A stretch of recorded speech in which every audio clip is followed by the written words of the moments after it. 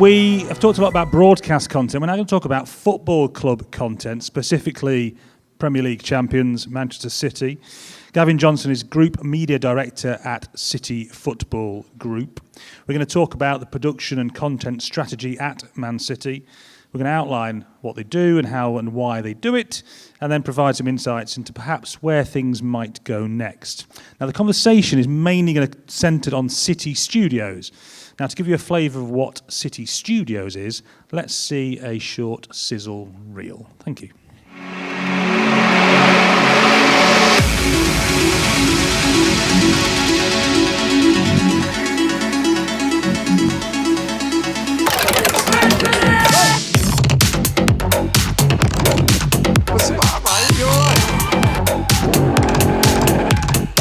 Some popcorn. Have to say I'm a better finisher. How you feeling? Top of the road. When we come out of the tunnel, we're heading straight to the Colin Bell and Etihad Stadium sign. You came out with all sorts.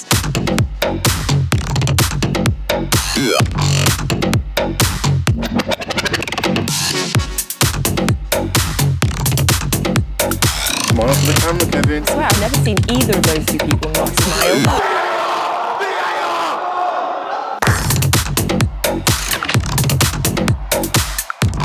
Did you film it? What's wrong with it? Yeah, good. You've got it.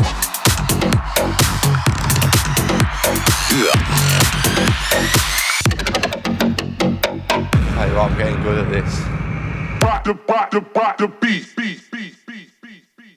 The overexposed Jack Grealish from today's event. Gavin, in your words, what is City Studios? Yeah, thank you. So City Studios is probably built on three things, actually.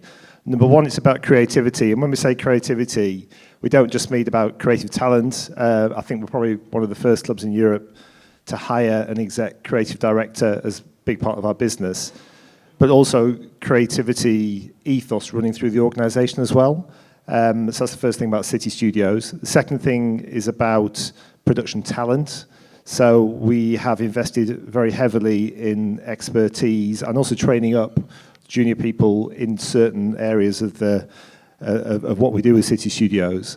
And the third one is I managed to secure quite a bit of investment into facilities as well. You saw very briefly on the video there, Studio One that we have built. It's literally adjacent between where the men's team train and the women train, and so they literally walk past the studio every single day.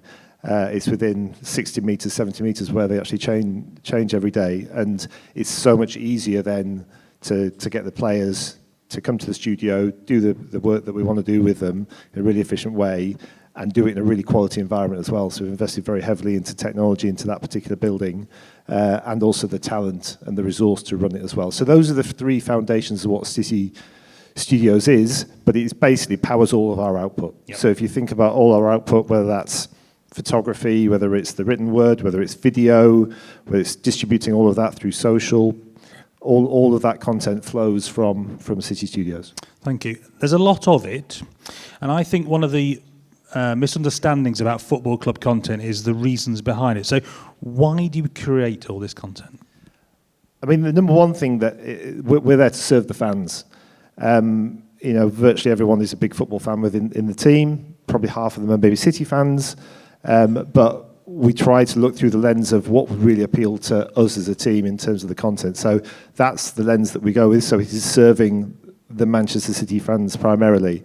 The second reason is that we see content as a big lever to grow fan base as well. And I'll talk through some stats in a second in terms of the effect that we've had. But those are the two primary things, but also we use it to serve the club as well. There's various different things that we do with the club, whether it's for the first team specifically, but also it's about internal comms and things like that as well. Thank you. One thing that's worth noting is there's no one-size-fits-all when it comes to football clubs, I would suggest. There are Premier League clubs with very small in-house teams, for example, and there are ones with big in-house media teams. What's the City setup like? I mean, how big is your team? What's the structure of it? What skills do you have in-house? Yeah, well, we've over the last sort of 2-3 years, we've managed to grow the team quite significantly. But the way we've structured it is, I'm going to struggle to remember all the departments now, but we have a live team. So they produce our Matchday Live show, which goes out around every single men's first team game and some of the women's games as well. They also produce all of the live games that we have this season. We'll produce about 40 live games across under 18s, under 21s, the women's games where we have the rights, men's pre-season friendlies and the like. We also have a features team, and they work on everything from documentaries to kind of weekly kind of productions in terms of player-led stuff.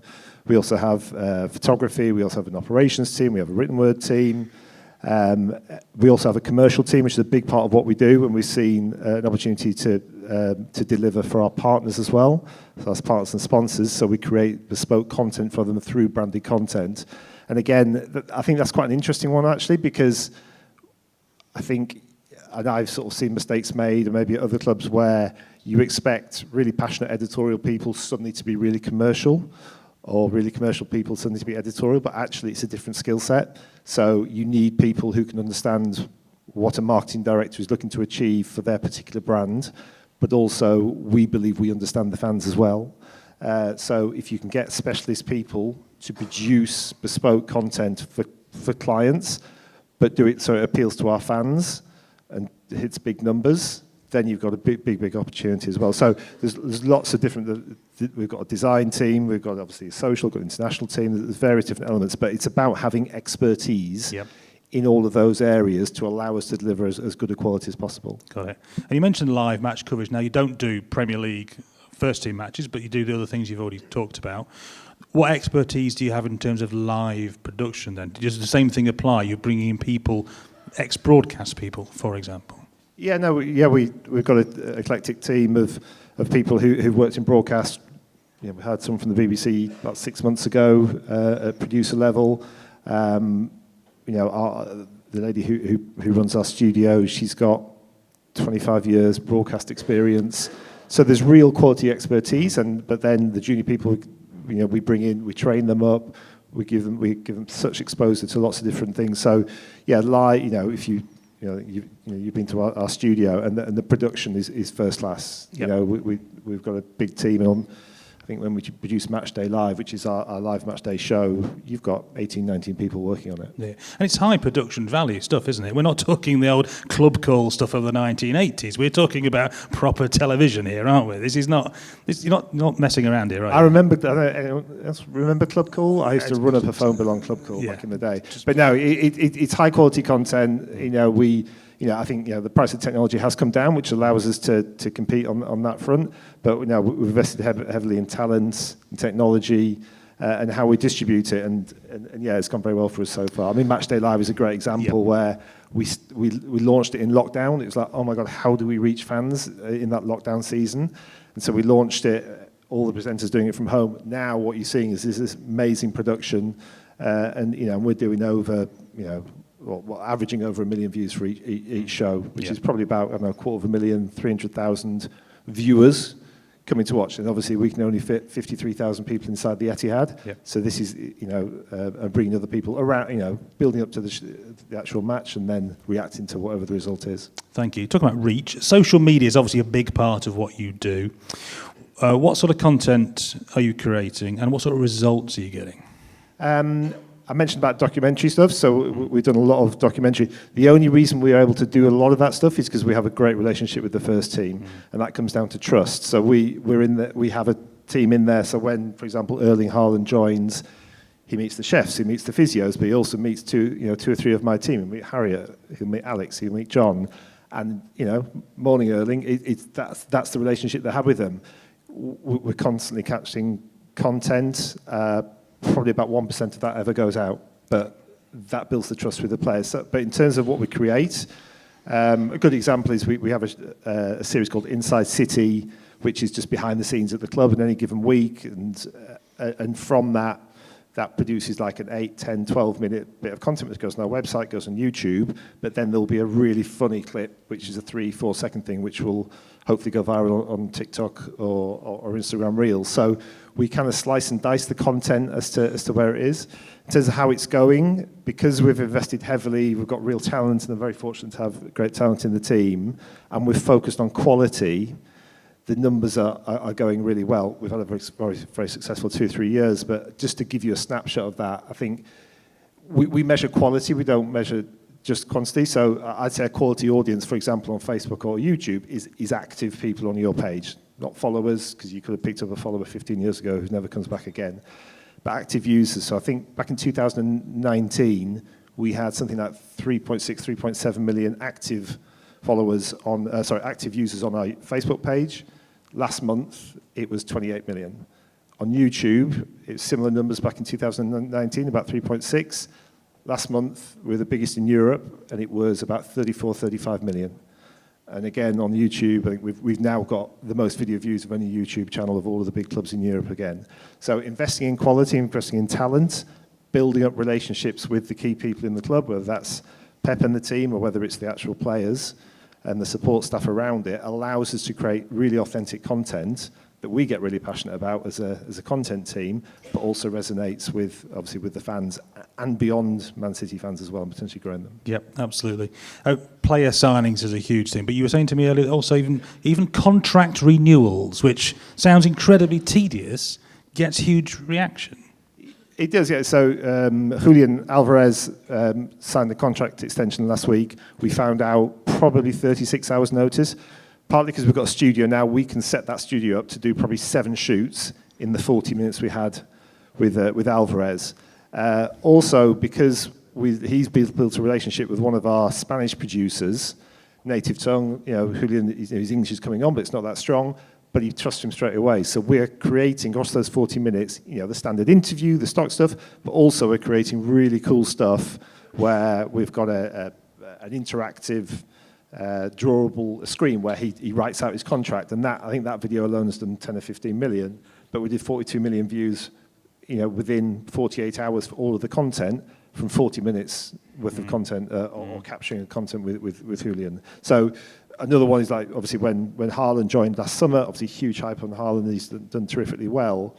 We had, again, about 50 minutes with him. We did so many bits of content, made sure it was fun for him, and it was. And then within a week, that content's done about 100 million views on our portfolio of channels, across social and our channels, but then also another 100 million that people are just ripping and putting it on their own TikTok or Instagram. So if you building the trust, having the expertise, investment in the facilities, and the trust from senior management at City has allowed us to deliver these great numbers. Thank you. And then you were saying also that sometimes the simplest ideas work the best.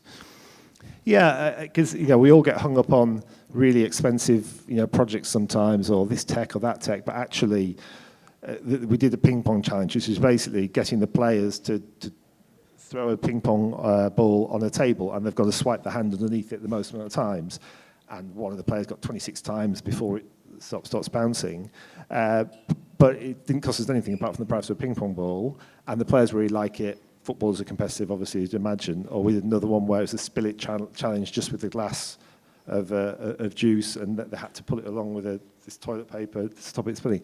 It doesn't cost us anything, but actually did really well. Or when we won the league in the lockdown season, actually, we sent a drone around the Etihad, and we'd copied it from there's a very famous bowling alley in, I want to say, Seattle, and we sort of lifted that idea and did it with us, and then it got picked up by other people as well. Again, that idea probably cost us about 6 or 7 grand, and that was our winning Premier League video.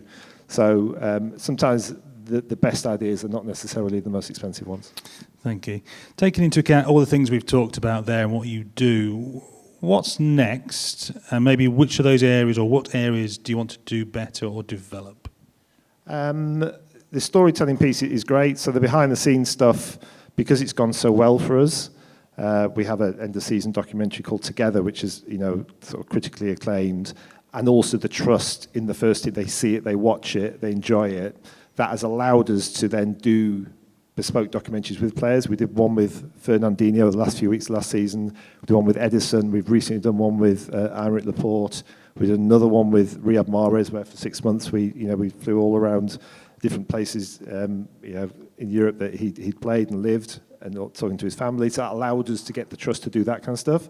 We also look at different technologies as well, whether it's on our Matchday live show. It was the Champions League draw last Friday. We did a live show for that.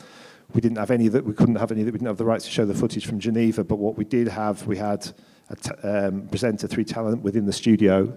But then we got technology which is like a live fan wall, and so we had one of the lady who's like from the Berlin Supporters Club was on there, and 2 or 3 kind of quite famous City fans on there as well, and they're reacting, who we're going to get, and then the reaction as to ultimately when we got a very tough draw. So it brings fans close to it as well. But I heard it mentioned before in the previous talk, but looking at technology around audio equipment, camera equipment, we want to experiment in that space as well, probably on the training ground where it's a bit more relaxed and a bit more accessible, and there's a bit more trust. So, but for example, in the women's team, we pride ourselves that how we cover the women's team is just as good as how we cover the men's team.